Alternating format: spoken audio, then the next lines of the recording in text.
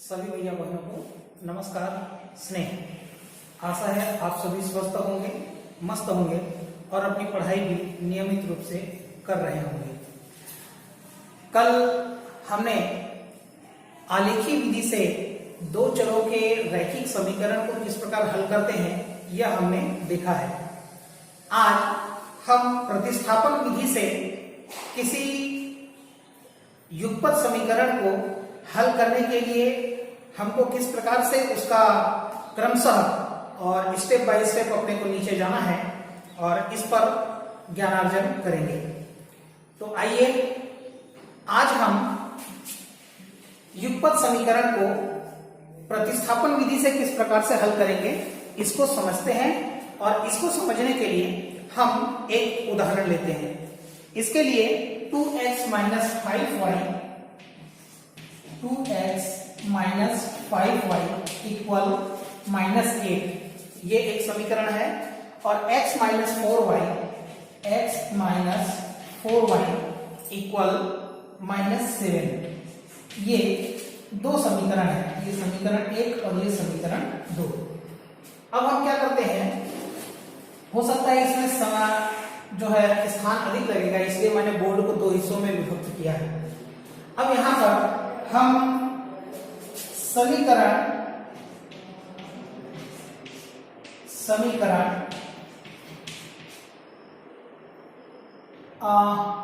दो से हम यहां पर किसी भी समीकरण से हम जो है x का कोई मान जो है वो प्राप्त करते हैं। प्रायः प्रयास इस प्रकार का होना चाहिए कि x का मान सरलतम रूप में हो या y का मान सरलतम रूप में हो, ऐसे समीकरण को हम लेंगे। तो इसलिए मैंने यहाँ पर दूसरे समीकरण का प्रयोग किया है। तो यहाँ पर अगर अपन प्राप्त करें तो x माइनस 4y इक्वल -7 यह आपका समीकरण 2 है। मैं एक काम करता हूं, इसको इधर ट्रांसफर कर देता हूं। तो x इक्वल -7 प्लस 4y ये हो जाएगा। अब जो है ये जो x का मान है, x के मान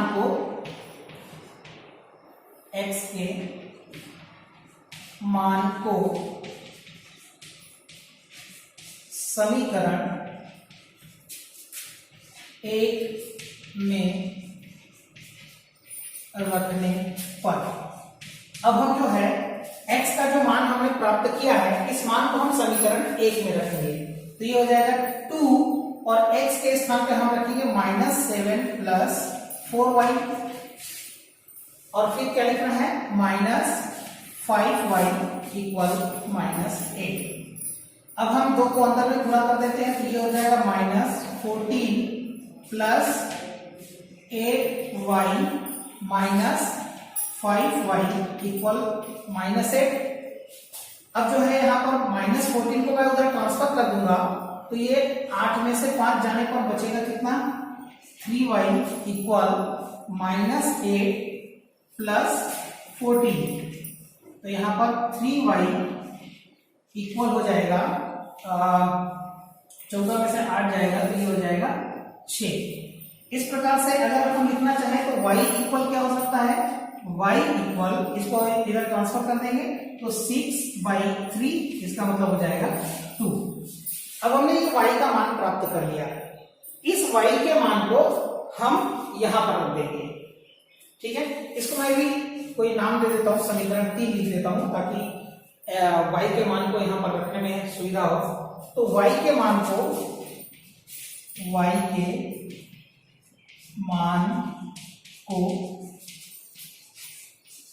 समीकरण 3 में रखने पर अब यहां पर x इक्वल -7 प्लस 4y ये दिया हुआ है। तो x इक्वल -7 प्लस 4 इंटू जो हमने y का मान यहां पर प्राप्त किया है ये है 2, तो ये हो जाएगा 2। तो x equal -7 plus 8 x equal हो जाएगा आपका 1। इस प्रकार से हमको x का मान जो है वो यहां पर एक प्राप्त हुआ और यहां पर y इक्वल 2 अपने को प्राप्त हुआ है। तो यहां पर अतः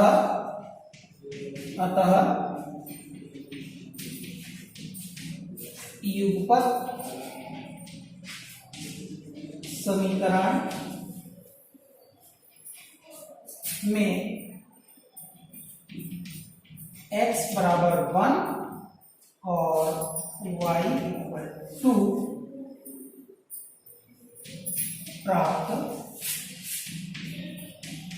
होगा। ये जो है आपका युगपत समीकरण का हल हो जाएगा। तो इस प्रकार से हम जो है प्रतिस्थापन विधि की सहायता से युगपत समीकरण जो है आसानी से हल कर सकते हैं। यहां पर हमको ध्यान रखना है, प्रतिस्थापन विधि में हम क्या करते हैं कि किसी एक समीकरण का उपयोग करते हुए मैंने जैसे यहां पर x का मान निकाला है, आप चाहे तो y का मान निकाल सकते हैं, और जो समीकरण आपने प्रयोग किया है मान निकालने के लिए, तो हम उसके दूसरे बचे हुए समीकरण का उपयोग करेंगे उसमें मान को रखने के लिए। जैसे देखिए मैंने समीकरण 2 का प्रयोग किया था x का मान प्राप्त करने के लिए, तो इस प्राप्त x के मान को मैं पहले समीकरण में और रखकर जो है चर राशि का मान प्राप्त करता हूं। तो इस प्रकार जो विधि होती है, इस विधि को हम प्रतिस्थापन विधि कहते हैं। अब प्रतिस्थापन विधि से ही एक और गणित हम हल करके इसको समझने का प्रयास करते हैं।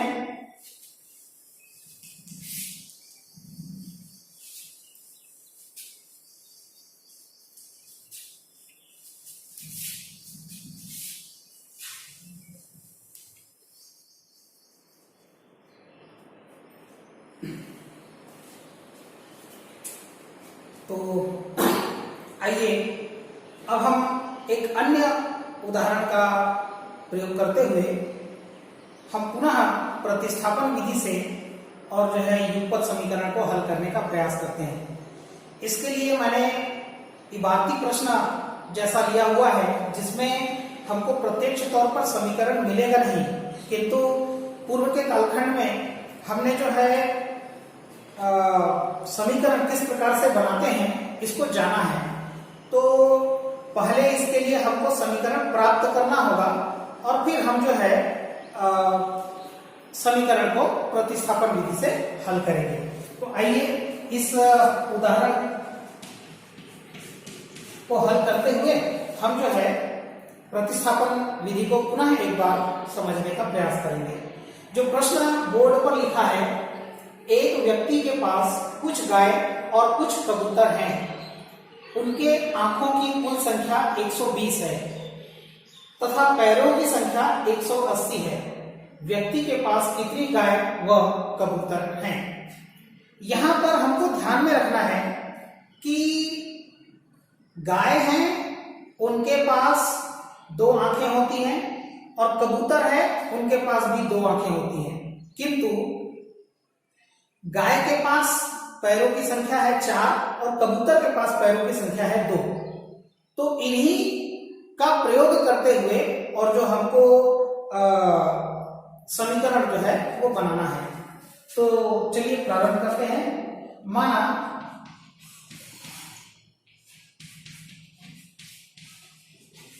गाय की संख्या बराबर x, और ठीक इसी प्रकार से जो कबूतर हैं, कबूतर की संख्या को हम मान लेते हैं y। अब प्रश्न में प्रतिबंध क्या दिया है, तो हम यहां पर लिखेंगे प्रश्नानुसार। अब प्रश्न क्या कहता है, इसको ध्यान रखेंगे। आंखों की कुल संख्या 120 है, तो गाय कितने हैं? x। तो कुल x गायों की जो आंखों की संख्या होगी वो कितनी होगी? 2x, क्योंकि प्रत्येक गाय के पास 2 आंख है।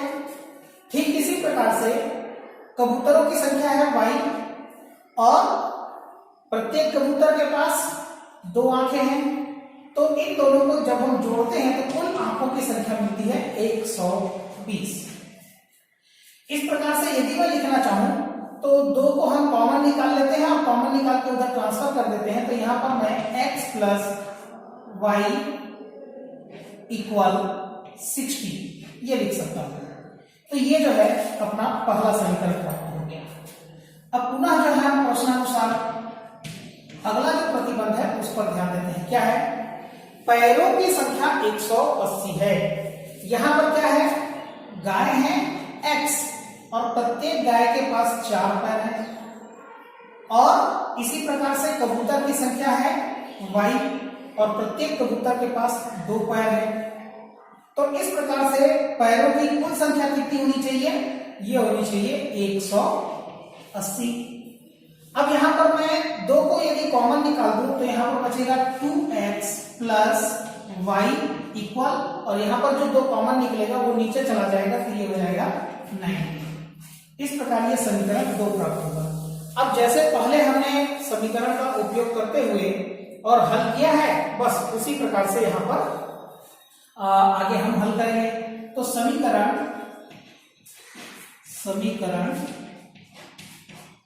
1 से अब हम समीकरण 1 का प्रयोग करते हैं। पिछले बार मैंने दूसरे समीकरण का उपयोग किया था। तो यहां पर मैं लिखना चाहूंगा x plus Y equal 60।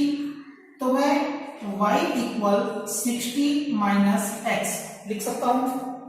y equal इस x को मैंने इधर ट्रांसफर कर दिया, तो ये हो जाएगा 60 माइनस एक्स।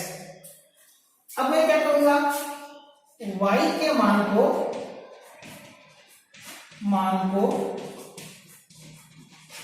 समीकरण, कौन से समीकरण में अपन रख देंगे? दूसरे में, समीकरण 2 में रखने पर। अब हम समीकरण 2 का प्रयोग करते हुए जो प्राप्त y का मान है उसको यहां रखेंगे। तो यहां पर समीकरण है 2x प्लस वाई। तो y इक्वल क्या है? 60 माइनस एक्स। तो यहां पर हो जाएगा 60 माइनस एक्स इक्वल कितना है? 90। अब यहां पर हो जाएगा 2x plus 60 minus x equal 90।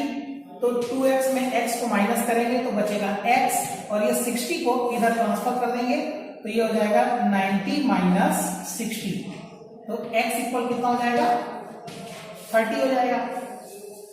तो इस प्रकार से x का मान हमारा 30 निकल गया। ठीक है, इसको अपन ब्रैकेट डिब्बे में रख लेते हैं। x के मान को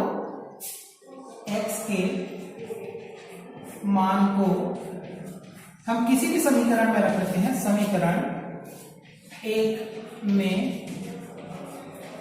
रखने पर तो यहां पर जो ये है वो है x प्लस वाई इक्वल 60। तो हम यहां पर x का मान 30 रखेंगे, तो 30 प्लस वाई इक्वल 60। इसका मतलब y इक्वल हो जाएगा 60 माइनस 30। तो y इक्वल हो जाएगा 30। तो इस प्रकार से x का भी मान 30 अपने को प्राप्त हुआ है और y का मान भी 30 प्राप्त हुआ है। अतः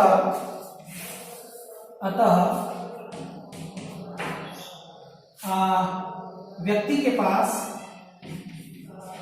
गाय की संख्या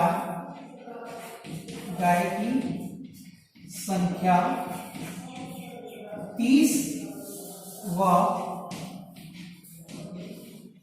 कबूतर की संख्या 30 होगी, और ये जो है हमारा उत्तर होगा। ये इस प्रकार से प्रतिस्थापन विधि का प्रयोग करते हुए हम जो है किसी भी समीकरण को और जो है आसानी से हल कर सकते हैं। आशा है आप सभी भैया बहनों को इस उदाहरण की सहायता से हम इबारती प्रश्न बनाते हुए इबारती प्रश्न का और जो है हल समीकरण बनाकर समीकरण को प्रतिस्थापन विधि से किस प्रकार से हल करके और प्राप्त करेंगे, यह आप सभी भैया बहनों को ध्यान में आया होगा।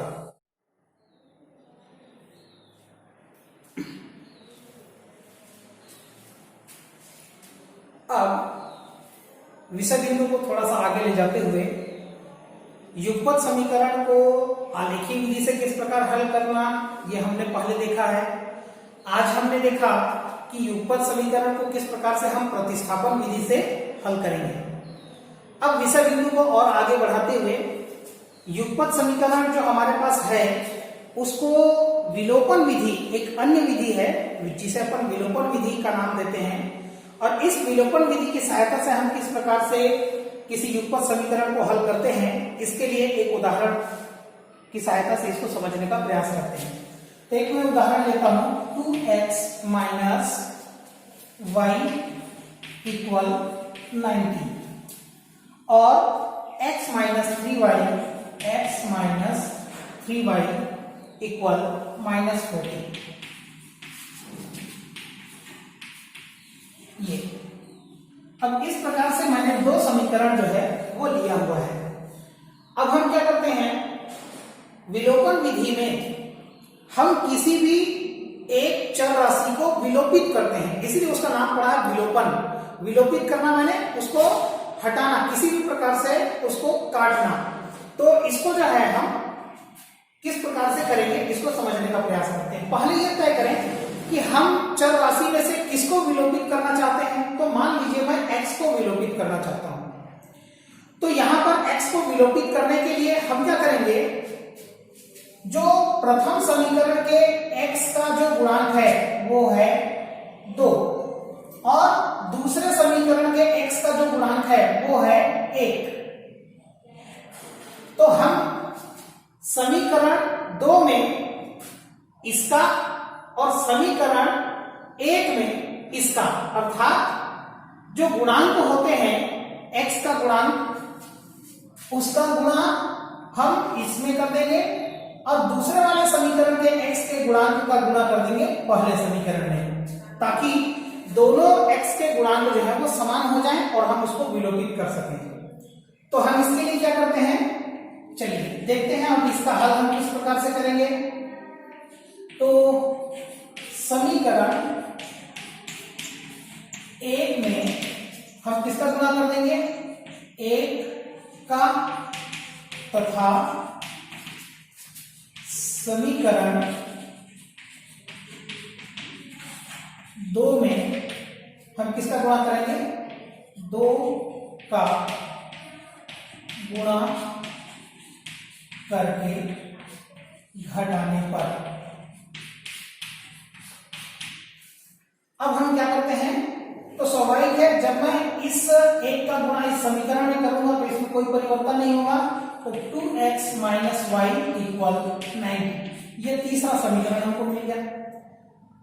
और इस 2 का गुणा इस पूरे समीकरण में करूंगा तो ये हो जाएगा 2x, इसका गुणा इसमें होगा तो माइनस 6y इक्वल 2 का गुणा इसमें हो जाएगा तो माइनस 80। ये हो जाएगा समीकरण 4। अब इन दोनों को हमको क्या करना है, घटाना है।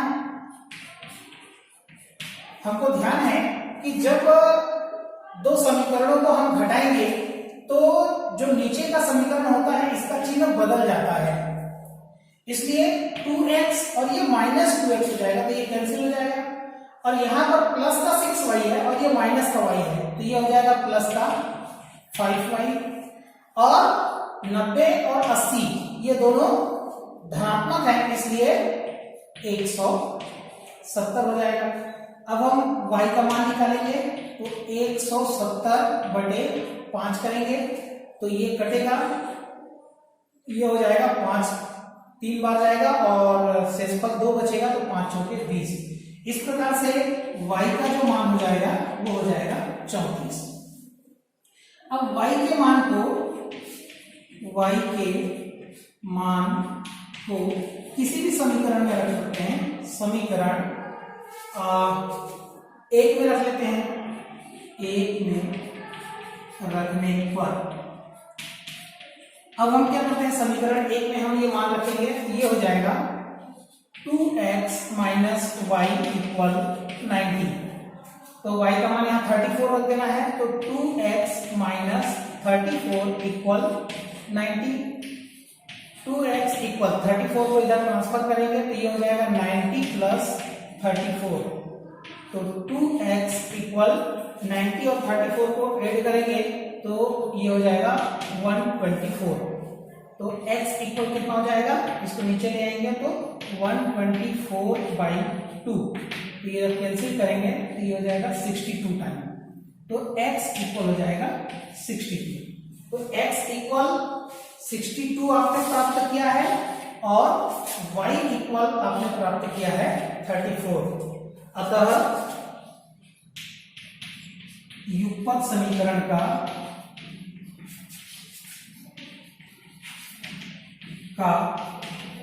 हल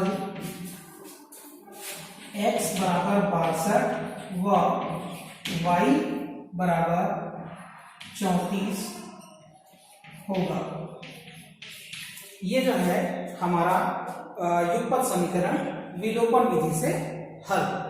तो किसी भी समीकरण को ऐसे ही हम बहुत आसानी से विलोपन विधि की सहायता से बना सकते हैं। तो आशा है आपको विलोपन विधि से किस प्रकार से युगपत समीकरण हल करते हैं यह भी ध्यान में आया होगा। एक बार आप इस समीकरण को ध्यान से देखिए और समझने का प्रयास कीजिए।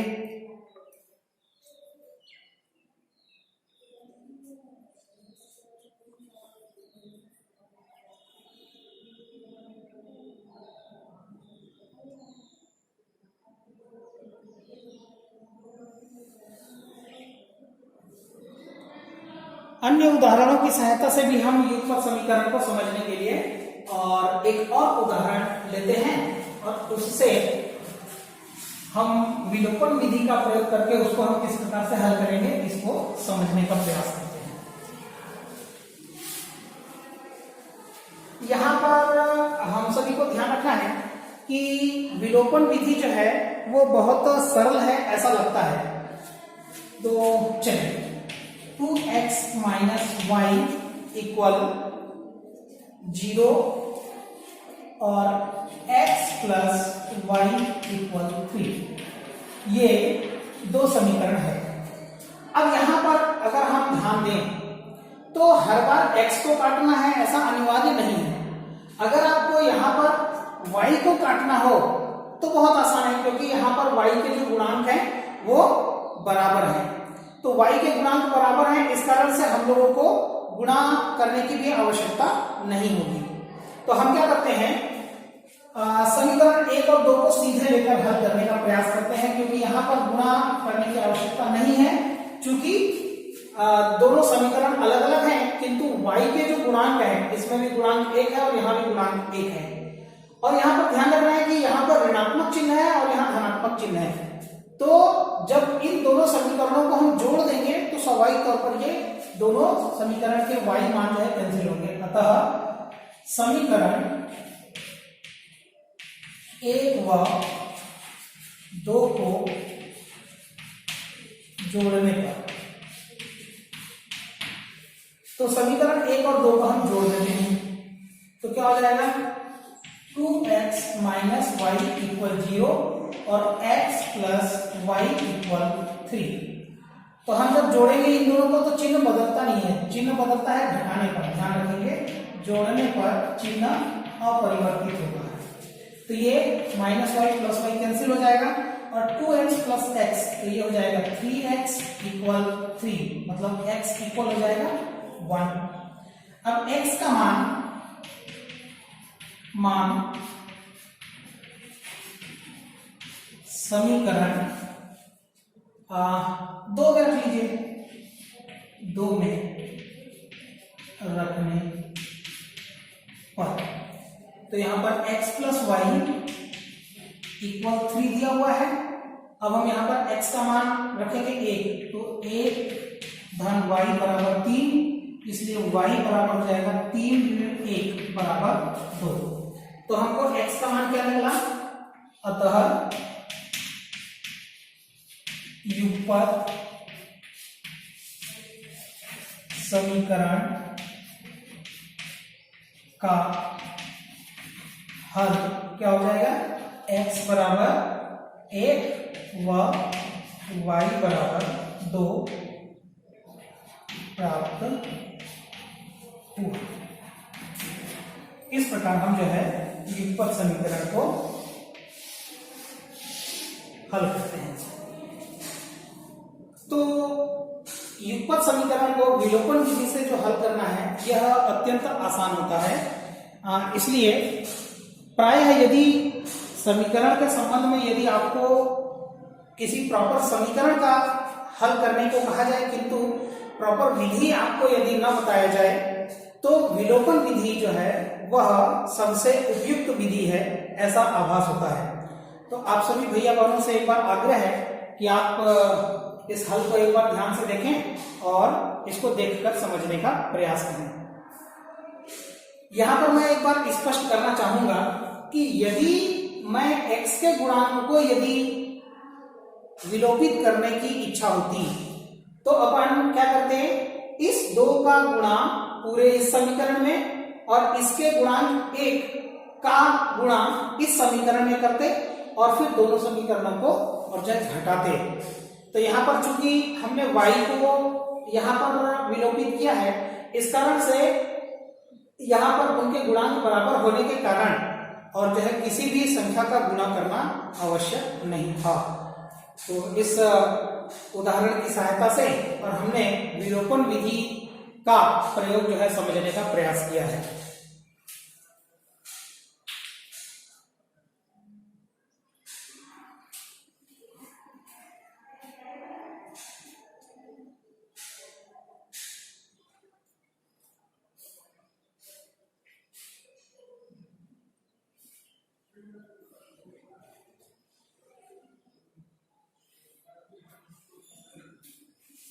अब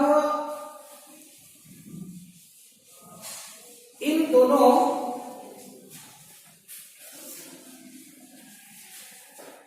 प्रकार के जो हमारे पास हल हमने किए हैं, तो विलोपन विधि का एक और उदाहरण हम जो है हल करके प्रयास करते हैं कि इसको समझने में हमसे कहीं त्रुटि तो नहीं है, स्पष्ट आपको समझ में आ गया है अथवा नहीं। तो इस प्रकार से हमने एक ही युगपत समीकरण को 3 प्रकार से हल करना उसको देखा। पहली जो विधि है उसको हमने कहा आलेखी विधि।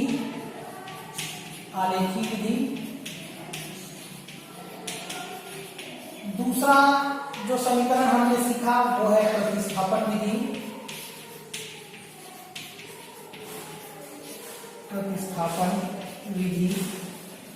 तीसरा जो हमने सीखा है वो है विलोपन विधि।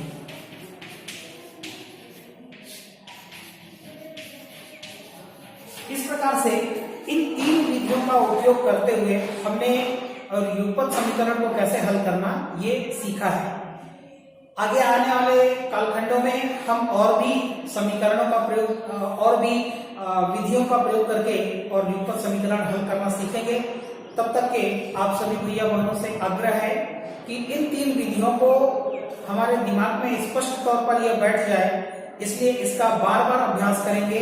इससे संबंधित जो अपनी अभ्यास पुस्तिका में प्रश्न दिए हुए हैं, इन प्रश्नों का भरपूर और जो है हल करेंगे ताकि ये तीनों प्रकार का जो विधि हमने सीखा है ये हमारे ध्यान में आ जाए। तो आज की कक्षा में केवल इतना ही। आप सभी स्वस्थ रहिए, मस्त रहिए और अपनी पढ़ाई नियमित रूप से करते रहिए। इन्हीं शुभकामनाओं के साथ आप सभी भैया बहनों को मेरा प्रणाम, स्नेह।